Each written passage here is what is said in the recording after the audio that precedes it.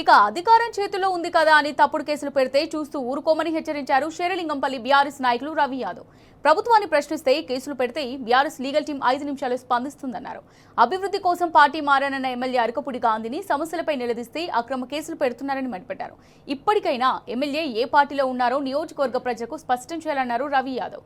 రాజకీయ ప్రలోభాలకు లోబడి బీఆర్ఎస్ సీనియర్ నాయకులు రవి యాదవ్ మీద పోలీసులు తప్పుడు కేసులు నమోదు చేశారని బీఆర్ఎస్ లీగల్ టీం పేర్కొంది. ప్రాపర్ గా ఇన్వెస్టిగేషన్ చేసి కేసు క్లోజ్ చేయకపోతే హైకోర్టుకు వెళ్లి పరువు నష్టం కేసు వేస్తామని హెచ్చరించారు. ఇలాంటి తప్పుడు కేసులు పెడితే ప్రజలకు పోలీస్ వ్యవస్థ మీద ఉన్న నమ్మకం పోతుందని పేర్కొంది BRS legal team. Party senior leader Maraboina Ravi Yadav గారి మీద ఇల్లీగల్ ఎఫ్ఐఆర్ని మియాపూర్ పోలీసులు నమోదు చేయడం జరిగింది. FIR number 483 under section 356, 352. రీసెంట్గా హైకోర్టు జడ్జిమెంట్, అదేవిధంగా సుప్రీంకోర్టు జడ్జిమెంట్ నల్లబాలు కేసులో క్లియర్గా ప్రస్తావించడం జరిగింది. ఎవరైతే అగ్రీవ్డ్ పర్సన్ ఉంటారో, ఎవరైతే బాధితుడు ఉంటాడో ఆయననే కంప్లైంట్ చేయాలి. కంప్లైంట్ చేసిన వెంటనే ఎఫ్ఐఆర్ నమోదు చేయొద్దని క్లియర్గా నల్లబాలు గారి కేసులో సుప్రీంకోర్టు చెప్పడం జరిగింది, హైకోర్టు చెప్పడం జరిగింది. కన్సెంట్ డీజీపీ గారికి, కన్సెంట్ మేజిస్ట్రేట్లకు కూడా డైరెక్షన్ ఇవ్వడం జరిగింది. కానీ ఇక్కడ మా రవి యాదవ్ గారి మీద ఈరోజు ఎఫ్ఐఆర్ అయిన విధానం మనం చూస్తుంటే ఇక్కడ క్లియర్గా హైకోర్టు, సుప్రీంకోర్టు జడ్జిమెంట్లని పోలీసులు వైలేట్ చేసిరని మనకు క్లియర్గా కనబడుతుంది. ఇక్కడ రవి గారు చేసిన తప్పు ఎక్కడ కూడా, ఇక్కడ వాళ్ళు ఇచ్చిన కంప్లైంట్ ప్రకారం, వాళ్ళు చేసిన ఎఫ్ఐఆర్ ప్రకారం రవి యాదవ్ మీద ఎఫ్ఐఆర్ చేయొద్దని చెప్పి 41 సిఆర్పీస్కి వాళ్ళు ఏదో 35 క్లాస్ 3 నోటీస్ ఇవ్వడం జరిగింది. దానికి మేము క్లియర్గా రిప్లై రాయడం జరిగింది. ఏదైతే రవి యాదవ్ గారి మీద నమోదు చేసినటువంటి కేసు ఉందో చట్ట ప్రకారం ఈ కేసు చెల్లదు. 35 క్లాస్ 3 ప్రకారం ప్రాపర్ ఇన్వెస్టిగేషన్ చేయాలి.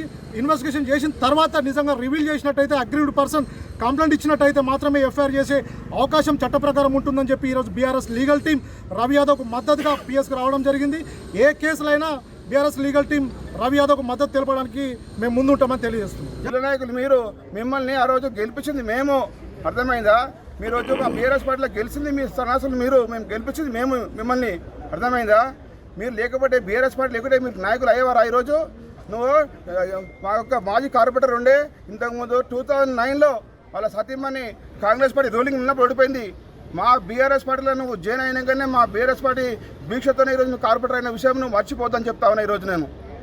అదేవిధంగా ఈ ఎమ్మెల్యే గాంధీ కూడా 2 సార్లు మా బీఆర్ఎస్ పార్టీ బీభామే గెలిచింది కాబట్టి ఈరోజు నువ్వు పార్టీ మారి నీవు స్వార్థ రాజకీయాలు పార్టీ మారినావు కాబట్టి ఈరోజు నువ్వు మా బీఆర్ఎస్ పార్టీలో ఉన్నావా లేవా అని చెప్పేసి కూడా నేను ముందు చాలా ప్రశ్నించా.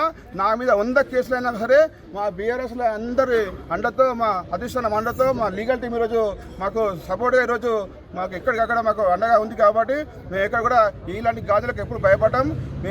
ఇదే విధంగా మా పోరాటం కూడా ఆగదని చెప్పేసి కూడా ఈ సందర్భంగా